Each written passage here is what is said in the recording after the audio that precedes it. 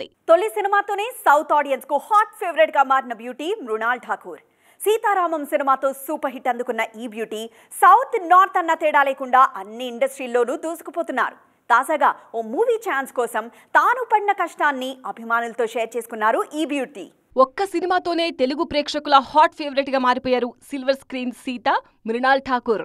సీతారామం సినిమాతో తెలుగు ఆడియన్స్ ముందుకొచ్చిన ఈ బ్యూటీ తెర మీద ఎంత ట్రెడిషనల్ గా కనిపించారో రియల్ లైఫ్ లో అంత ట్రెండీ అనిపించుకుంటున్నారు. అంతేకాదు మూవీ సెలెక్షన్ విషయంలో కూడా కొత్తగా ట్రై చేస్తున్నారు మృణాల్. ప్రెజెంట్ సౌత్ సినిమాలతో బిజీగా ఉన్న ఈ బ్యూటీ తన మూవీ సెలెక్షన్ గురించి ఇంట్రెస్టింగ్ కామెంట్స్ చేశారు. ఒకే లాంగ్వేజ్ కు ఫిక్స్ అయిపోవడం తనకిష్టం లేదని, అన్ని భాషల్లోనూ తన మార్కు చూపించాలని ఉందన్నారు. అందుకే హిందీతో పాటు తెలుగు, తమిళ భాషల్లోనూ సినిమాలు చేస్తున్నారు మృణాల్ ఠాకూర్. క్యారెక్టర్ సెలెక్షన్ విషయంలోనూ ప్రయోగాలు చేయడం తనకు ఇష్టమన్నారు మృణాల్. అందుకే ప్రస్తుతం రిలీజ్ కు రెడీ అవుతున్న పూజా మేరీ జాన్ సినిమాను ఏరికోరి సెలెక్ట్ చేసుకున్నారట.